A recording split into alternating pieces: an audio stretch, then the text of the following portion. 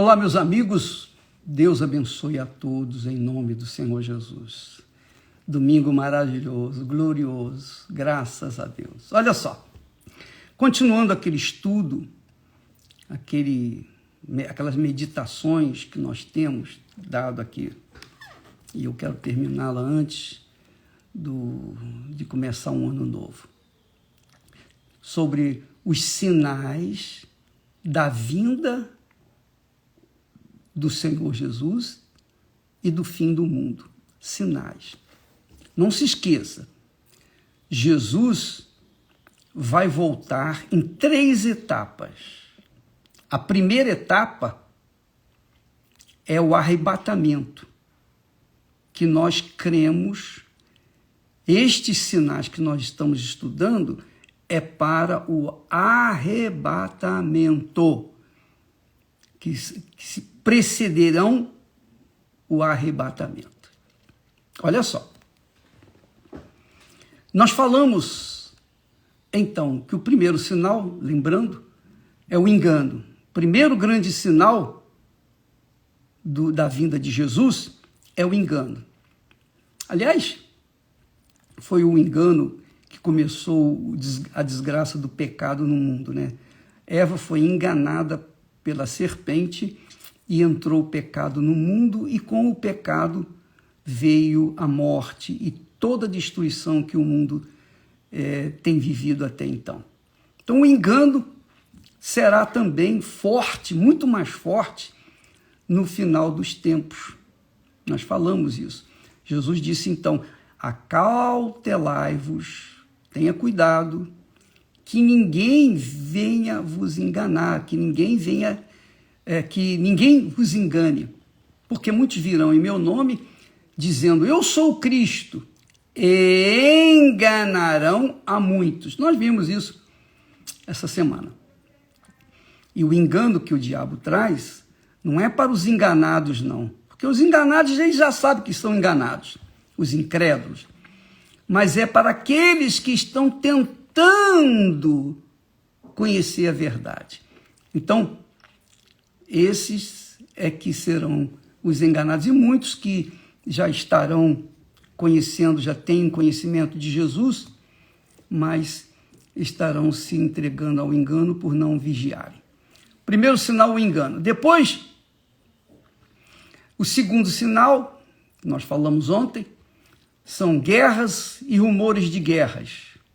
Nação contra nação, reino contra reino. Fomes, pestes e terremotos. Então esse é o segundo grande sinal. Você sabe que quando se trata de reis aqui no mundo, presidentes, imperadores, ditadores, não tem amizade, não existe amizade, não existe anjo na política desse mundo, não existe. Então, é guerra mesmo. O terceiro sinal, diz aqui o texto, Jesus falando, então vos hão de entregar para serdes atormentados. Vos hão de entregar, quer dizer, está falando com o povo dele, com a igreja, com os discípulos, com os seguidores. Vos hão de entregar para serdes atormentados e matar-vos-ão. Quer dizer, muitos serão mortos. E sereis odiados de todas as nações por causa do meu nome. E eu, graças a Deus, tenho esse diploma, né? O diploma do ódio, né? Que as pessoas me dão, que tem delegado a mim. E eu sou feliz da vida, porque quanto mais ódio há contra mim, mais eu me sinto honrado por ser odiado pela causa do meu Senhor e Salvador Jesus Cristo. Sereis odiados de todas as nações por causa do meu nome. Nesse tempo, muitos serão escandalizados e trair-se-ão uns aos outros, e uns aos outros se odiarão. Aí está falando de crentes. crentes que se odeiam. Você pode imaginar que tipo de crente que é esse, né? Você sabe que o ódio já é um assassinato, né? Só em você odiar alguém, você já está matando esse alguém. É uma morte, você está cometendo assassinato. Você vê que durante a lei de Moisés, o povo judeu, só em olhar para uma mulher com má intenção, já adulterou com ela. Só em odiar alguém, já matou esse alguém. Hoje, na graça, que eles dizem, que eles falam a época da graça. Da época da graça vale tudo. E até se tolera os pecados. Mas você verifica que a graça não tem nada de graça. Você sabe disso. Esse negócio de dizer, minha graça te basta. E por causa disso, a pessoa peca achando que a graça de Deus vai ter misericórdia dele e vai salvá-lo. Mas não vai, não. Quando nós falamos na graça de Deus, a graça que Deus falou para Paulo. Paulo estava sofrendo com um espinho na carne e ele orou 3 vezes pedindo para que Deus removesse aquele espinho, o mensageiro de Satanás, na sua carne. Mas Deus falou, a minha graça te basta, Paulo, porque o meu poder se aperfeiçoa na fraqueza. Muito legal. Então ele estava falando para Paulo. Então o diabo pega essa frase, a minha graça te basta, e espalha entre os crentes, e os crentes que não têm a fé inteligente, os crentes que têm uma fé emotiva, agarram essa palavra, a minha graça te basta, e aí então vive no pecado. E então cai no pecado, acreditando que a graça de Deus vai cobrir todos os seus pecados. Não vai, não. Então você vê que a lei, na época da lei, era muito menos rigorosa do que a lei da graça. Porque na lei da graça, que eles falam aí, é mais sacrifício do que os sacrifícios da lei. Porque naquela época, você cometia um pecado, pegava um animal, está aqui o meu animal, ele vai morrer por mim. E o animal morria pelo seu pecado. Isso é simples. O sujeito adulterava, roubava, fazia, acontecia, depois trazia um animal, entregava para o sacerdote matava, aquele animal cobria, o sangue daquele animal cobria o pecado do pecador e ele ficava livre. Agora, hoje não. Hoje tem que haver arrependimento. Você tem que odiar o pecado. Você tem que virar as costas para o pecado. Você tem que negar a si mesmo. Você tem que viver uma vida rigorosamente dentro da palavra de Deus. Dentro da palavra que Deus prometeu através de Jesus. Olha só. Mas, infelizmente, desgraçadamente, é assim. Os crentes fanáticos, eles, infelizmente, se entregam a essa doutrina satânica que diz, minha graça te basta e é suficiente. E essa gente toda está vivendo um inferno. A graça de Deus é suficiente, mas a vida dele está vivendo um inferno. Então, Jesus está falando aqui, mais especificamente, para a igreja. Ele diz, olha, vocês serão entregues aos atormentadores. E isso aconteceu na igreja primitiva. Eles pensavam que serem punidos com a morte, punidos com o martírio de cruz, que Pedro foi crucificado de cabeça, ele pediu para ser crucificado de cabeça para baixo, que ele não tinha dignidade de ser crucificado como Jesus foi. Então ele, por favor, me crucifique de cabeça para baixo. Quer dizer, os convertidos naquela altura, no início da igreja, achavam que Jesus estava voltando, que ia voltar. Então eles se entregavam graciosamente aos martírios, aos sofrimentos. Por isso que todos eles foram sacrificados fisicamente, foram martirizados fisicamente, porque eles acreditavam nisso, que Jesus viria e eles teriam que aceitar aquela situação. Mas Jesus disse assim, olha, vocês vão ser entregues aos atormentadores. Paulo foi entregue ao atormentador romano, né, ao imperador romano, e ele o atormentou. Sereis mortos, Paulo foi morto, decapitado. Sereis odiados. E essa é a gratidão que a humanidade tem. Melhor dizendo, essa é a gratidão que os convertidos têm de serem odiados pela causa de Jesus. Então, se eu ser odiado pela causa de Jesus, é uma glória para mim, é um diploma, é mais um diploma que eu tenho na minha parede. Você é odiado, graças a Deus. E graças a Deus pelos que nos amam e oram por nós. Porque aqueles que nos amam e que até oram por nós serão abençoados. Porque está garantido isso, Jesus.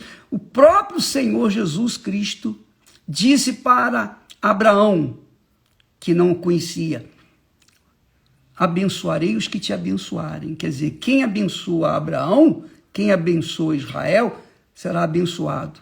Imagine agora, quem abençoa um servo de Deus, um cristão de verdade, será abençoado. Mas também quem amaldiçoa, também será amaldiçoado. Essa é a realidade. Então é assim, toma lá da cá. Não tem mais nem menos. Então os que hoje são odiados, cumpre-se a profecia que Jesus falou: sereis odiados de todas as nações. Sereis odiados da mídia, especialmente a mídia que espalha notícias falsas, a mídia que espalha o ódio, o rancor, a mídia que espalha tudo que é ruim. Se uma coisa acontece de ruim, a mídia aumenta substancialmente aquela coisa ruim para que venha atingir aos fracos, aos débeis. Essa pandemia aí, a maior desgraça que o Covid-19 fez no mundo foi o pavor, o medo, o horror. Porque com o horror da mídia, levando o horror, então a mídia estava levando, quer dizer, Satanás, né? Por trás estava Satanás, está Satanás, porque estava levando o medo, a dúvida, justamente o que contraria a fé. Então, para apagar a fé dos poucos que têm fé, a mídia trabalha com a dúvida, o medo, o pavor, a insegurança. Nós temos pessoas, inclusive artistas de novelas na Record, que se enclausuraram só por causa do medo que a mídia impôs a eles, ou a humanidade, às pessoas. O medo. Então isso já é pior do que a Covid. É pior do que a Covid, porque se você estiver na fé, você enfrenta a Covid com fé e vence. Se você estiver com medo, você enfrenta a Covid, tem que enfrentar a Covid e vai morrer. Por quê? Porque você está com medo. O medo enfraquece. A dúvida, o medo enfraquece a pessoa, debilita a pessoa. A sua autoestima cai e ela fica frágil, fragilizada. É o mesmo que acontece na época de eleições. Quando eles soltam aquelas notícias, fulano está com 50 pontos, já ganhou. Então o segundo lugar, que vem com 20 pontos, com 15 pontos, a mídia faz um escarcéu danado justamente para isso, para que os que estão em dúvidas, eu não vou votar no meu candidato não, porque ele vai perder, olha, ele está com poucos pontos, eu vou votar em quem ganha. E acaba votando por indução. Indução da mídia, indução do diabo, indução do inferno. Então, amiga, meu amigo, preste atenção, porque isso é muito forte. Esse é um assunto para a gente desenvolver mais lá na frente. Mas não se esqueça, sereis odiados. E por causa do ódio, muitas pessoas morrem. Por causa da notícia falsa, muitas pessoas se matam. E isso tem acontecido aos montes nestes últimos tempos. Quantas pessoas se suicidam porque os seus nomes saíram na mídia, falando mal, etc, etc. Muitas pessoas se matam. E aí Jesus conclui dizendo, muitos discípulos se escandalizarão. Da mesma forma como se escandalizaram na época dele, de Jesus. Quando Jesus disse, quem não comer a minha carne, não beber do meu sangue, não tem parte comigo. Alguns discípulos, eu não vou seguir esse homem, não. Eu não posso comer carne humana, não posso nem tocar num defunto, quanto mais comer a carne dele. Beber o sangue, isso é abominação. Não, foi embora. Porque não entenderam, não pescaram, não entenderam a mensagem do Senhor Jesus. Então, Jesus disse que nessa época, muitos discípulos hoje se escandalizariam. E é o que está acontecendo. Muitas pessoas esfriam na fé dentro das igrejas porque alguém fez uma fofoca dela, alguém trouxe uma difamação para com ela. E ela então se esfriou na fé, foi embora. Poxa, e desanimou da fé. Quer dizer, o diabo usou alguém para infamá-la, difamá-la, e esse alguém, obviamente, ou o diabo, alcançou o objetivo, porque a pessoa, uma vez difamada, ou vítima de fofoca dentro das igrejas, acaba desanimando da fé e acabam perdendo a fé. Então, esse tipo de gente é o que tem acontecido mais dentro das igrejas, inclusive na Igreja Universal do Reino de Deus. Você pode imaginar, na Igreja Universal nós lançamos a rede, nós chamamos as pessoas, os que estão sofrendo, todos os que sofrem, a maioria, vêm na Igreja Universal. Então você tem dentro da Igreja Universal um universo de gente diferente, cada um com uma educação, cada um com sofrimento, cada um com um martírio na vida. Então é normal que aqueles endemoniados venham criar problemas para as outras pessoas que estão querendo se libertar. E vai fazer o quê? Você vai tampar a boca das pessoas? Vai costurar a boca dessas pessoas? Não, a gente não pode. A gente apenas tem que pregar a palavra e conscientizar as pessoas da realidade. Jesus disse que muitos se escandalizariam nesses últimos dias. E se trairão, muitos vão se trairão. Eu tenho sido traído aos montes. Como tenho sido traído? E eu tenho que orar. E eu tenho que vigiar. Eu não posso ficar querendo vingança ou me vingar desses traídas. Na bandidagem, o traíra é colocado no micro-ondas, né? no micro-ondas, no microwave, no micro-ondas. E ali eles incendeiam o pneu e a pessoa morre queimada. Terrível, terrível. Mas na igreja, a gente tem que amar os traidores, perdoar os traidores. Olha só como é que é difícil. Olha aí o sacrifício. Quando alguém diz assim, não tem que fazer sacrifício mais, Jesus já morreu por mim. Eu quero ver. Eu quero ver quando alguém falar mal de você, ou te trair, e você amar essa pessoa. Você vai amá-la? Você vai perdoá-la? Se você não perdoá-la, não, bispo, eu não vou perdoar de jeito nenhum. Poxa, acabou com o meu casamento, eu era tão feliz, essa mulher arruinou a minha família. O meu chão se abriu, hoje eu estou com depressão. Eu vou perdoar uma pessoa dessa? Quer dizer, mas quem quer seguir Jesus tem que perdoar. E isso significa carregar a cruz. Você tem que carregar a cruz. A cruz significa morte. sacrifício. Então, na época de Jesus, é sacrifício todo santo dia, toda santa hora, todo minuto nós temos que perdoar e até orar por aqueles que o nosso coração gostaria até de ver morto, mas a nossa mente, a nossa inteligência, a nossa obediência, a nossa consciência, a nossa fé inteligente, consciente, ela tem que perdoar e nós perdoamos. Eu perdoo. E deixo que Deus venha me vingar. E a ele pertence a vingança.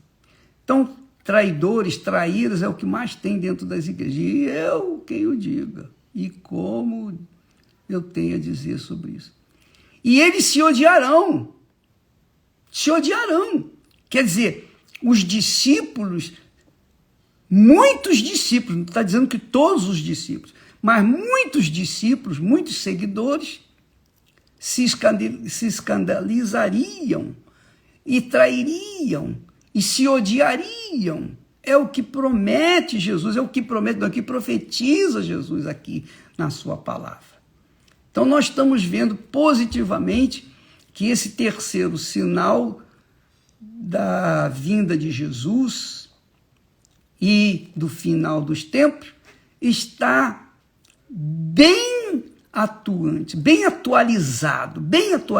É ou não é? Você que é de uma igreja, que já foi vítima de traíras, vítima de disse-me-disse, de fofoca, você que já foi vítima disso, daquilo, você sabe o que eu estou falando.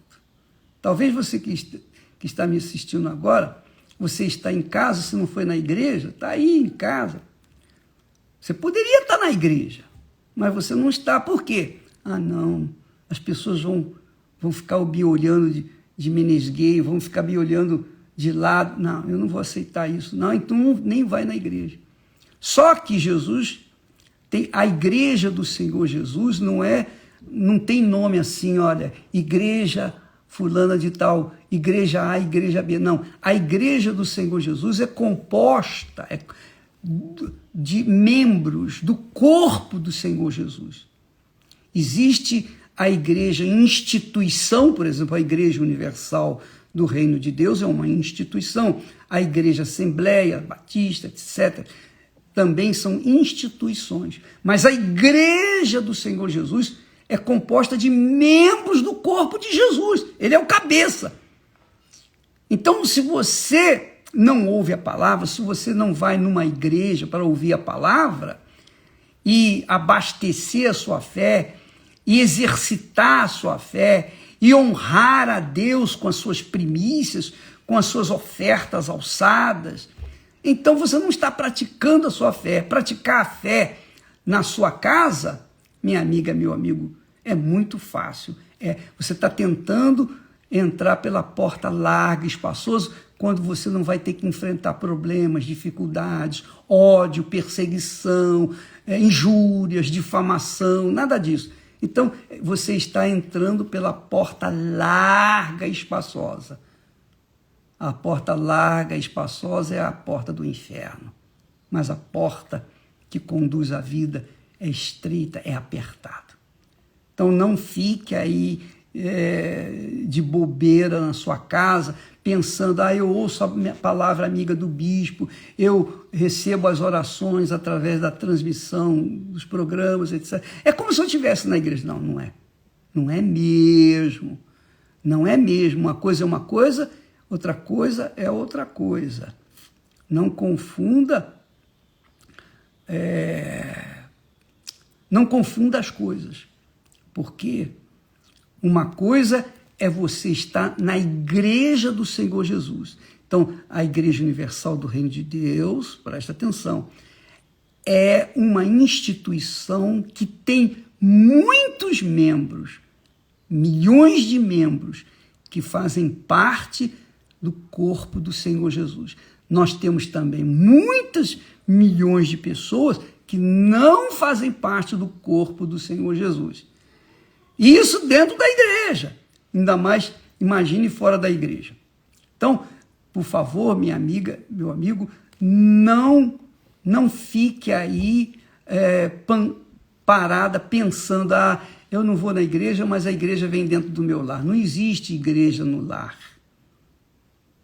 Se você pertence ao corpo do Senhor Jesus, você é fiel a uma denominação, você fica lá e você sofre as consequências, mas você se mantém de pé porque você não está servindo a denominação, você não está ali pelo pastor ou pela pastora ou missionário, o que quer que seja, você está ali pelo Senhor Jesus. Por exemplo, eu acabei agora a minha parte na reunião das primícias, eu fui lá, e quando eu estava dando para as pessoas, o que eu estava dando para as pessoas, eu também estava recebendo de Deus. Porque quando a gente dá, a gente recebe. A gente não pode dar o que não tem. Então, para a gente dar alguma coisa, porque antes nós recebemos. E o que eu recebi é o que eu tenho passado para as pessoas. Então, eu estou praticando a minha fé, eu estou exercitando a minha fé. Onde quer que eu vá, eu vivo essa fé que eu prego. E às vezes eu tenho que me esbofetear, me chicotear, orando por aqueles que me perseguem, por aqueles que me traem. Porque receber o ódio das pessoas, do mundo, não tem problema nenhum. O problema é ser traído, é ter um punhal cravado nas costas. Essa que é a realidade. Então você tem que perdoar essa criatura, eu tenho que perdoar, eu tenho que orar por essas pessoas. Mas graças a Deus, é a cruz que nós temos que carregar para seguir Jesus dia após dia após dia. Então talvez você seja uma pessoa desigrejada porque você está sendo atormentada pelo diabo. E o diabo usa um irmão, uma irmã para atingir você e você aceita aquilo de bom grado, eu vou deixar a fé. É isso que o diabo quer. O diabo, ele faz o seguinte, você sabe que quando o carvão está no braseiro, ele está vermelho, queimando, está sendo útil. Mas quando esse carvão, quando essa brasa, melhor dizendo, ela é excluída do braseiro, o que ela faz? Ela se apaga, e aí não tem validade, não tem valor nenhum, ela fica fria. E é o que, de repente, você está vivenciando agora. Você está como um carvão, você não está queimando, o Espírito de Deus não queima em você. Por quê? Porque você se desigrejou, quer dizer, saiu da igreja, você deixou de ouvir o seu pastor, deixou de praticar a sua fé. Bispo, eu saí porque o meu pastor adulterou e eu achava que não tinha que acontecer isso, é injustiça. Tá bom, mas tem outras igrejas. Tem igrejas onde o pastor é de Deus, é cheio do Espírito Santo. Há igrejas pequeninas, simples, pobrezinhas, mas cheias do Espírito Santo. Não é porque nós temos aqui o templo de Salomão que ele é o melhor, não. Melhor é aquele onde há um pastor que cuida das ovelhas, que encontra uma ovelha perdida, ele coloca nos ombros, leva de volta ao aprisco, cuida dela, cuida das suas feridas. Esse é o pastor de Deus, o homem de Deus que quer ajudar, que quer somar, que não quer nada de você, não está de olho nos seus dízimos, nem nas suas ofertas, está de olho na sua alma, na salvação da sua alma. Esse é o pastor de Deus, é o homem de Deus. E tem muita gente aí boa, muitas igrejas que são de Deus verdadeiramente. Claro que existem aqueles que fazem por negociar a palavra de Deus, mas não é o caso. Não é o caso de muitas igrejas, dentre as quais a Igreja Universal do Reino de Deus. Então, minha amiga, meu amigo, não seja desigrejadas, porque se você é uma pessoa desigrejada, você pode ter certeza que cedo ou tarde você vai morrer e aí o inferno vai receber mais gente. Porque você abandonou, você se escandalizou, você foi traída, você foi odiada e você, então, saiu fora. Mas as pessoas que estão fiéis a Jesus, que são fiéis a Jesus, que estão na fé, elas são odiadas, elas são traídas, elas são escandalizadas com as coisas que os outros fazem, mas elas se mantêm firmes.